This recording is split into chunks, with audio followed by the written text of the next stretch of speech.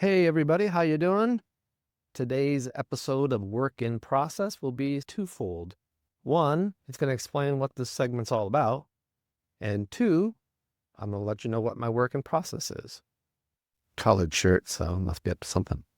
Work in process is a midweek check-in, in-process review of sorts of what I'm working on in the shop. So that's one thing I've been working on, is just trying to get that workflow for the video content of the shop.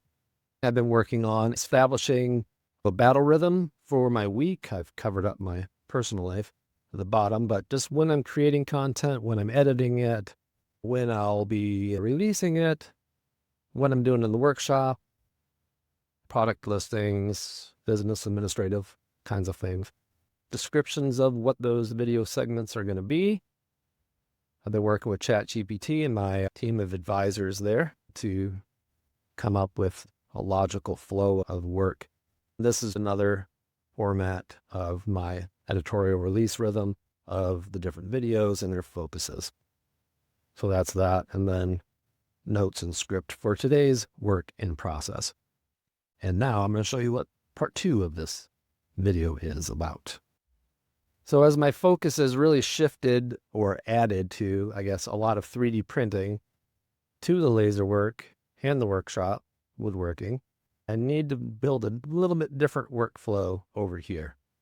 And also shooting these videos, I want to get a rig set up for that. So I'm planning on moving this nearly 6-foot wide workbench over here, and going to move the X-Tool F1 Ultra and the X-Tool S1 onto that 6-foot wide bench and place it here.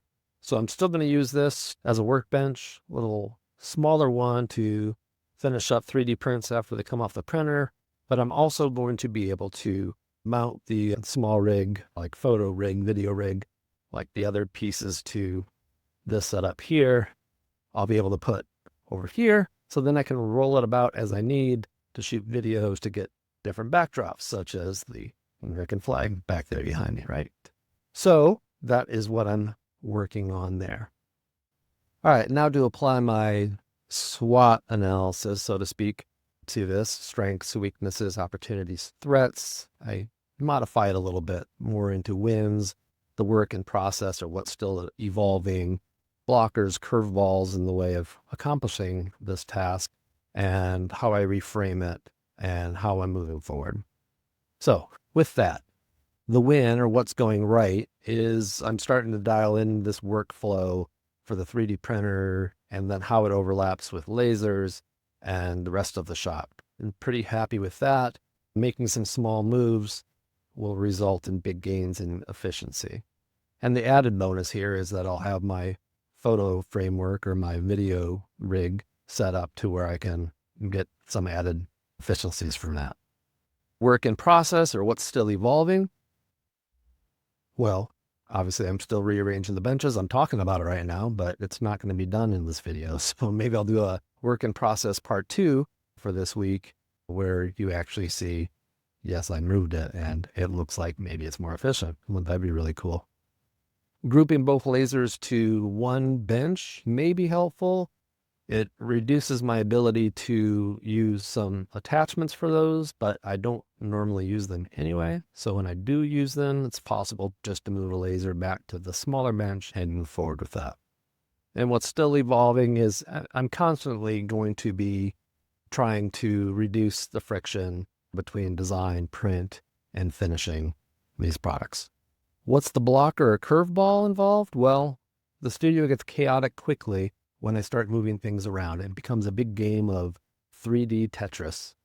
And so I'll have to very carefully plan out how I move these things.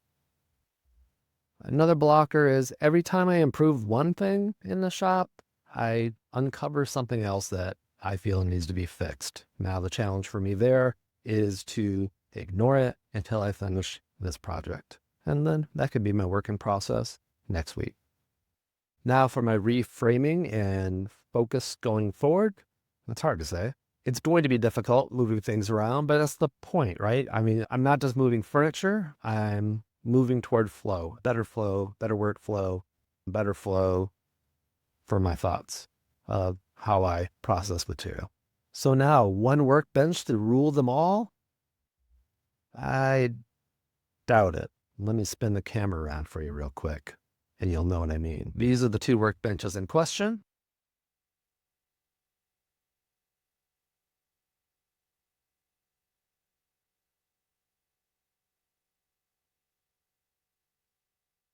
How many workbenches do you have in your shop? Do you have more than 14? Post your answer in the comments.